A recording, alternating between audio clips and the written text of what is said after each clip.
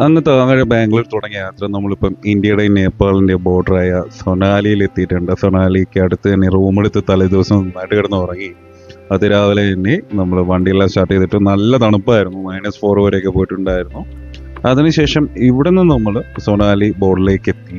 ഇവിടെ ദേ ഈ കാണുന്ന കവാടത്തിനടുത്ത് ഇന്ത്യയുടെ ഒഫീഷ്യൽസ് നമ്മൾ എങ്ങോട്ട് പോകുന്നു ആധാർ കാർഡൊക്കെ ചെക്ക് ചെയ്യും. എന്നിട്ട് പ്രത്യേകിച്ച് ഒരു കാര്യം പറയും, നമ്മൾ നേപ്പാളിലോട്ട് പോകുമ്പോൾ കൊണ്ടുവന്ന സാധനങ്ങളിൽ തിരിച്ചു വരുമ്പോഴും ഇങ്ങനത്തെ സാധനങ്ങൾ മാത്രമേ കാണാവുള്ളൂ എന്നുള്ളത്. അത് കഴിഞ്ഞിട്ട് നേരെ നമ്മൾ ഇപ്പം പൊയ്ക്കൊണ്ടിരിക്കുന്നത് ഇന്ത്യ ബോർഡർ വിട്ടിട്ട് ദാ ഈ കാണുന്ന നേപ്പാൾ ബോർഡറിലാണ്. ഇവിടെയാണ് നേപ്പാളിലേക്ക് പോകാനുള്ള പെർമിഷനുകളും പെർമിറ്റുകളും ഒക്കെ എടുക്കാനുള്ളത്. നമ്മുടെ വണ്ടിക്ക് മാത്രമല്ല, നമുക്കും ഡെയിലി കാശ് കൊടുത്തേ പറ്റുള്ളൂ. ഏറ്റവും നല്ലത് ഇന്ത്യൻ മണി കൺവേർട്ട് ചെയ്തിട്ട് നേപ്പാളി മണിയായിട്ട് കൊണ്ടുവരുന്നതാണ്. ഇവിടെ കുറേ ഏജൻസ് എല്ലാം കാണും. നമ്മൾ അവരാരെയും നോക്കണ്ട, സ്വന്തമായിട്ട് ചെയ്യാനുള്ള പരിപാടികൾ മാത്രമേ ഉള്ളൂ. വലിയ കോംപ്ലിക്കേഷൻസ് ഒന്നുമുള്ള ഒരു കാര്യമല്ല. പിന്നെ മറക്കാതെ ഇരിക്കേണ്ട ഒരു കാര്യം എന്ന് വെച്ചാൽ, നമ്മൾ ഇന്ത്യയിലെ സിമ്മുകൾ മിക്കതും ഇന്റർനാഷണൽ റോമിംഗ് ആക്റ്റീവ് ചെയ്തിട്ടില്ലെങ്കിൽ അങ്ങോട്ട് പോകുമ്പോൾ റേഞ്ച് കിട്ടാൻ നല്ല പാടാണ്.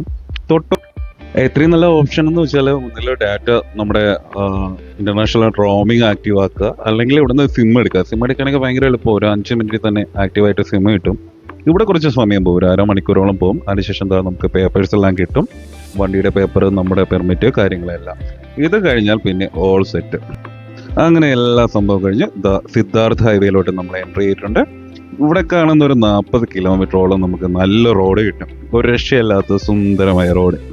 പക്ഷെ അത് കഴിഞ്ഞിട്ട് നമ്മൾ പോകുന്ന റോഡിൻ്റെ അവസ്ഥ